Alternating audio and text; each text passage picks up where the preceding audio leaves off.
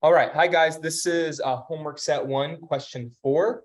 So here we have a bunch of charges at the corners of squares, and we want to find the electric field at that Q position, and then also the force at that position. So I'm going to start this with a free body diagram. Again, this is number 4, and I'm going to draw out all my charges and where they are.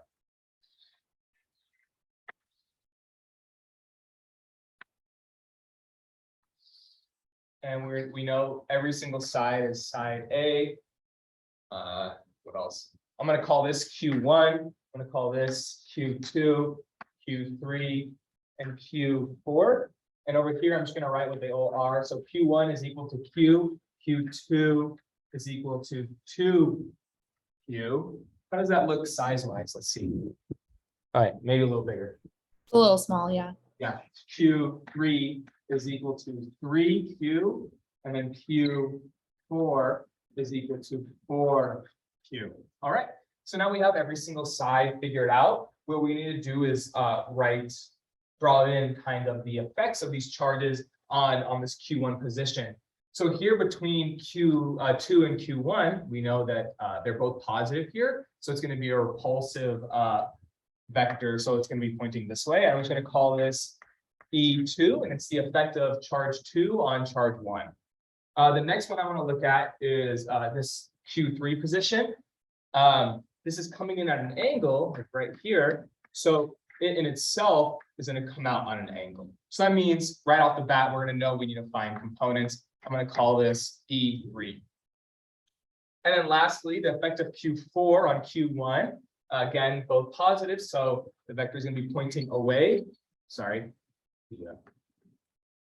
running out of space there. But I have E4, E3, and E2, where E4 is pointing north, E3 is 45 degrees above the horizontal, and then E2 is directly east.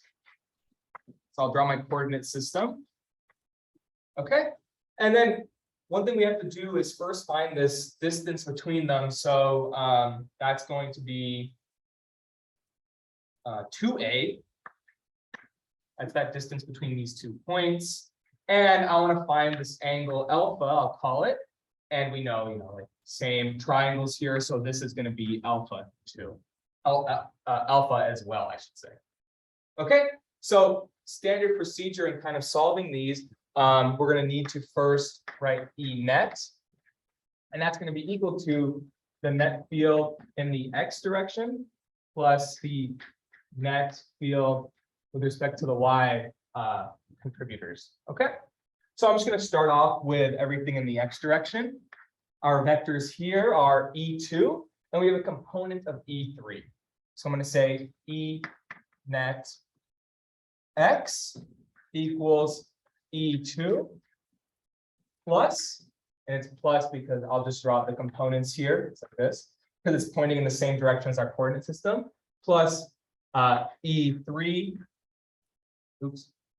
E3, and what's the trig function we use? We use cosine alpha. The reason we use cosine because the vector is touching the angle, therefore we use with respect to the y one, it's not touching the angle, so we'll know to use sine.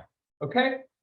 At this point, we're just going to need to use an equation. This is the one, it's on the SI sheet, it's in your notes, it's on the formula sheet, which is K, the charge, which is acting on this position, so in this Q2, and then divided by the distance between them squared. And then E3 is K Q3 over 2A squared, parentheses, and then cosine alpha. Sorry, running out of room here. I'll move it over. All right.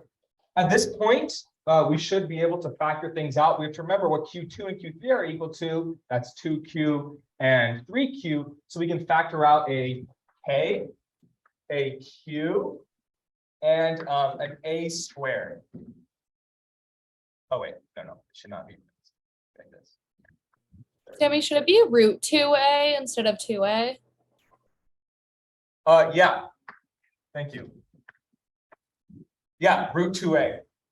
Okay, so at this point, we're gonna square both. So what we're left with is, what's this guy? It's equal to 2 plus 3 over 2. We're gonna square both of those. And then cosine alpha. All right. And then I'll leave the fun part of plugging everything in to the calculator for you guys. But other than that, you're going to get a whole number here that's going to be in front of this set of variables. We don't know what these are, so we're just going to leave them in variable form. Thank you for that correction. This should be root 2a. Sorry about that. So that's our x component. Let's move on to our y.